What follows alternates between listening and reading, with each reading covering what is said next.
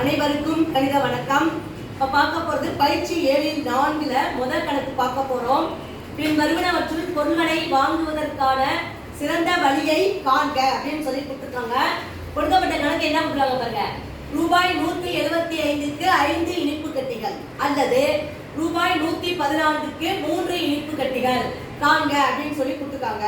இப்போ பார்த்தீங்கன்னா இனிப்பு கட்டிகள் இது மாதிரி கொடுத்துட்டு என்ன பண்ணிருக்காங்க, இதை வந்து என்னன்னு கண்டுபிடிக்க சொல்லியிருக்காங்க. பொருட்கள், ஒரு பாக்கெட் விலை, பொருட்களின் எண்ணிக்கை, ஒரு பொருளின் விலை எழுதிருக்க.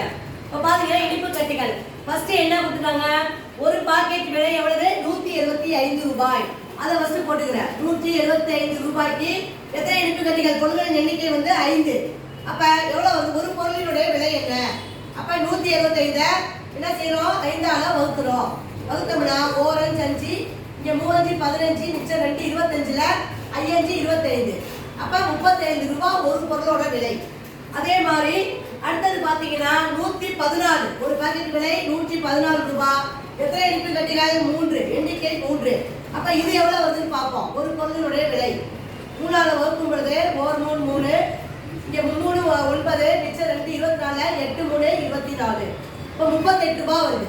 இப்போ பார்த்தீங்கன்னா இனிப்பு கட்டிகள் வாங்குவதற்கான சிறந்த வழி என்ன அப்படின்னு பார்த்தா இதுதான் நமக்கு லாபம். அப்போ என்ன வரும், 5 இனிப்பு கட்டிகள். ஆன்சர் வந்து 5 இனிப்பு கட்டிகள் ரூபாய் 175க்கு வாங்குவது, ரூபாய் 175க்கு வாங்குவது ஆகும். அதுதான் வந்து லாபம், வாங்குவது ஆகும்.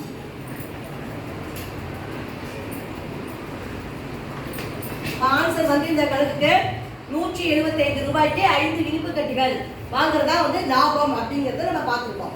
புரிச்சுங்களா இருக்கும்.